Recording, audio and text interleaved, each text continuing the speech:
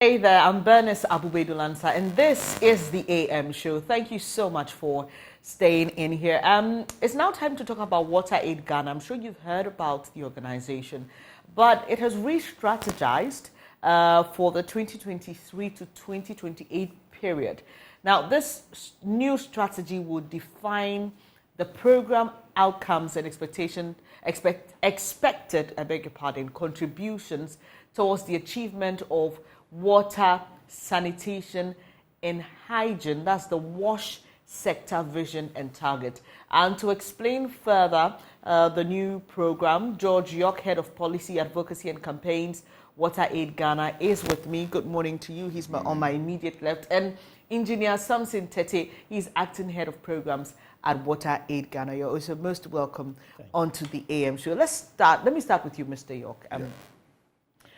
We've heard WaterAid Ghana. I mean, I'm sure a lot of people will attest to the fact that when it comes to the WASH sector, WaterAid is one of the key organizations that helps in achieving it. But what is WaterAid about, and what do you do? Yeah. Thank you very much. WaterAid is a non-for-profit, non-governmental, international development organization with the focus of actually supporting the promotion of safe water, improved sanitation, hygiene for everyone, everywhere, within a generation. So we actually work towards the achievement of the SDG. That is by 2030, we're expecting that everybody in the whole world will have access to safe water, or clean water, improved sanitation and hygiene. So that is what we stand for. And all our interventions are geared towards supporting that vision of the organization. But in Ghana, we've been here for over 35 years. I think we started working in 1985 up to date. So what have really been, and when you talk of WASH, we are one of the key stakeholders within the WASH sector in Ghana. So, Mr. Tete, you have developed a new strategy, a new program which was launched a few weeks back. It was carried live here on the JoyNews channel. But tell us how that strategy was developed and why it was developed. Thank you very much. It was a very consultative process that we went through. We didn't want a strategy that is WaterAid strategy.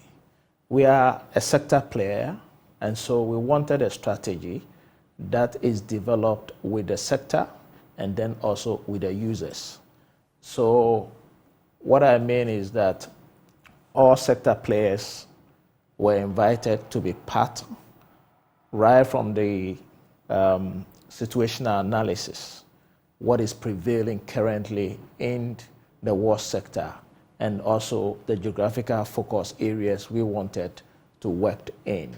So then the MMDAs, for instance, Bongo District is one of our geographical focus areas, were all consulted.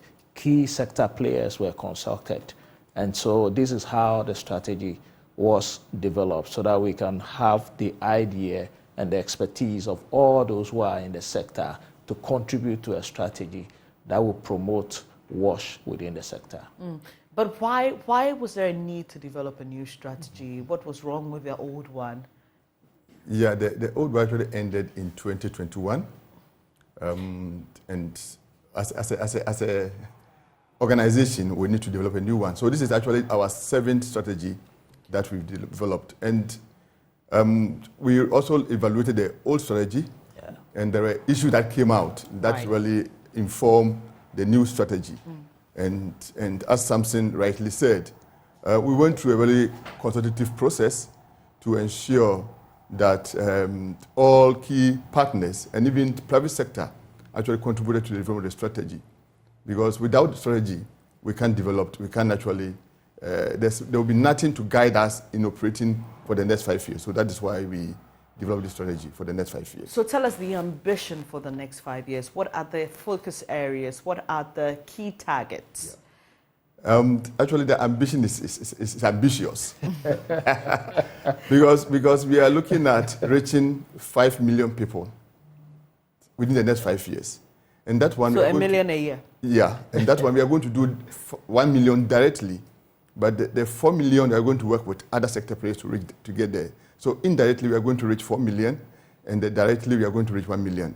And it's also based on what we were able to do for the last 5 years, because we were able to achieve 3.7 million target for the last strategic period. So we thought with the needed support and the environment that we are in now, we'll be able to even exceed that within the next what do you 5 years. mean? What do you mean when you say we want to reach 5 million? What does that reach entail or include? Yeah, as I rightly indicated, our vision is to ensure that everyone everywhere will have access to safe and water, improve sanitation, hygiene by 2030.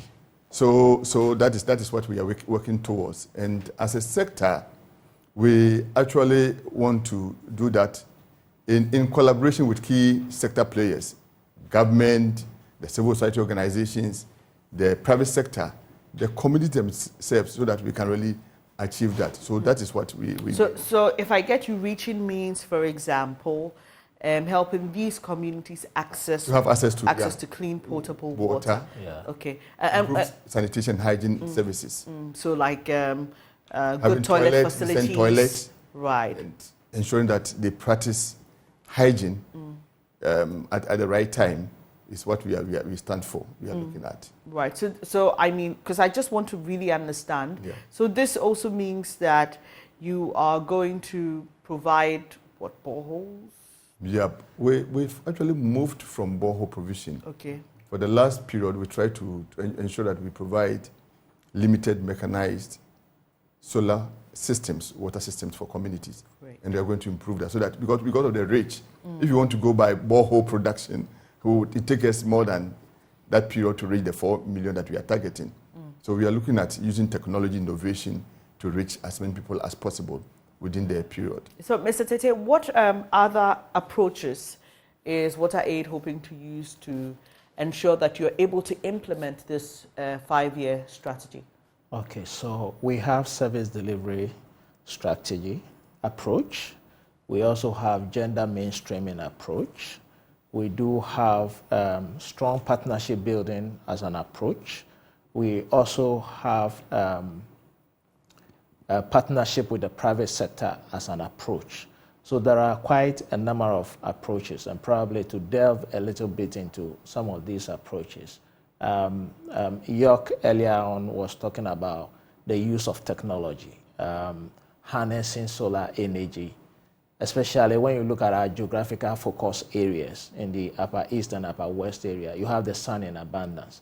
Why don't we harness that to improve, the lot of the people there? So we are moving towards safely managed wash, not just a limited or basic wash. And then sustainability is also inbuilt into what we are doing. So that's why we are using solar mechanized system, making sure that, and then also we combine that with reinforced concrete structures to make sure that during the day you have the power to lift up water into an overhead tank storage. And so 24 hours a day, you have access to potable water, which is flowing. And that speaks to the service delivery model. Now, gender mainstreaming, we all understand that women and children bear the burden of collecting water. And so all technologies and all designs must be appropriate to help these people to deal with that burden. And that is why we are doing the limited mechanized system. So instead of they walking a long distance to access water, why don't we rather use technology and bring the water closer to their doorsteps so that they will save time and they will have that time to do economic activities. Children will be able to go to school, yes, and all that. So these are the key things we are considering. Then we also understand that we will not be able to deliver this just by us. That is why the strong partnership and collaboration is important. We also need the private sector to come into WASH in helping us to do the mobilization of resources so that the issue of inadequate budgeting can be dealt with. And then also we will have more professionalism when it comes to the wash sector, so that we have service providers who are managing these services well, and then that will engender sustainability. We don't want it, those old times you provide a system, you come back 2 years later it's broken down. Yes. So all this is built into our approaches that we are looking at. So how does one partner you if they are interested, or if they want to learn about how they can contribute or partner with WaterAid to ensure that you're able to reach the 5 million people you hope to in 5 years? Wonderful. So, I mean, I'm sure pretty soon we'll be going to the various, we have about 3 main aims, we'll be speaking to that. So when we dive into the various aims, then you see where appropriately one will be able to partner with us in that area, so that we can help in delivering. Okay, and these are the what the added values you're talking about? No, when talk about globally, we have 4 aims. Okay. But as a country, we decided to really focus on 3 of the aims for the next 5 years. And one is to ensure universal access of wash in a focused geographic area. And this one, we are looking at Bongo as our focus.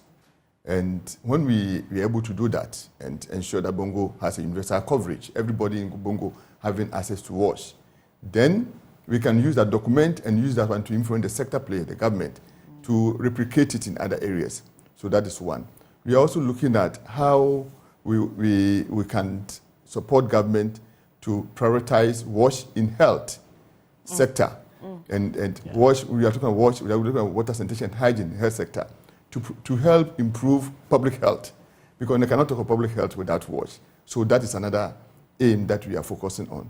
The third one is also to strengthen our wash in resilience in climate change, because without that, we'll build systems now, a year or two you go back and that system is not working because they are not climate resilient. So it's something that we are considering. So we are, for the next 5 years, these are the 3 aims that we are focusing on. Globally, there's a 4th aim, that is a financing model. But we are not focused on the financing model as a country. But in all the 3 aims, we are going to look for funding to help us to implement, to deliver those aims. So funding is built into all the aims that we are going to focus on. And that's why I'm asking, within the next 5 years. How do people reach you or contact you if they are interested in supporting the partnering? We already have a lot of partners, and as Samson rightly said, in the development of this process, of the strategy, we actually consulted a lot of partners. Okay. In the project launch, they were there. The strategic line, they were there. Government is a key partner. Private sector, Zoom Lion, because they are also into that. We have the district. We have the municipal assembly. They are all part of the partners. The community is also a major partner. And our profile is all over. So anybody willing to partner with us can even go online, just have more information about our location. We are based in East Legon, Kinshasa Avenue. You come, you send your proposal, we'll have dialogue and see what we can do together.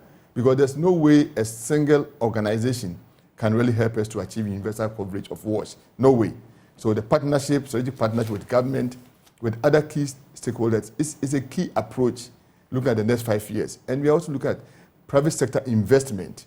It's critical because there's no way we can do it alone. We are looking at innovation, we are looking at technology. You have to bring private sector on board to help us achieve that. So that is the way to go, and that is what the new strategy is directing us to really focus on. All right, and before I let you go, Mr. Tesi, do you mind sharing with us what your added values are? Wonderful. So we're looking at key shifts here. Strong partnership is one of the key things we are bringing on board. And this is, like George has explained, it's key to we achieving our goal.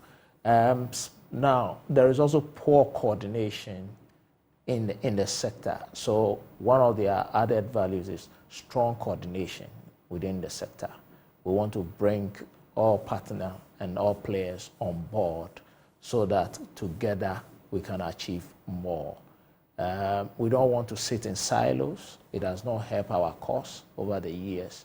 There's the need for us to build synergy so that we can move forward. The other added value is the bringing in the private sector, as we are talking about, so that we can improve business and create that enabling environment so that the private sector can also do well and thrive within the wash sector, so that we can see good growth as far as access to wash is concerned.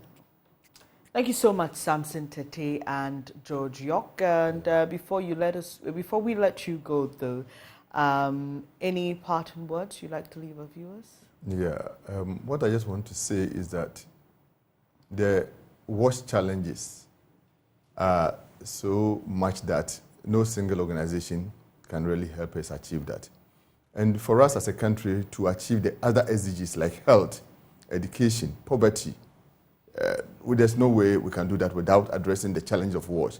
So wash is the building block, is the foundation for us to achieve other SDGs. So we should prioritize it as a country. We should invest more into it and also enter into that sort of strong partnership. And we strongly believe that when that is done, we'll be able to achieve our SDGs by 2030. Thank you so much, Mr. York. George York is Head of Policy Advocacy and Campaigns at WaterAid Ghana. And earlier you heard Engineer Samson Tete. He's Acting Head of Programs at WaterAid Ghana. And they've just been sharing with us what their strategy for the next 5 years is and why you should take WASH seriously.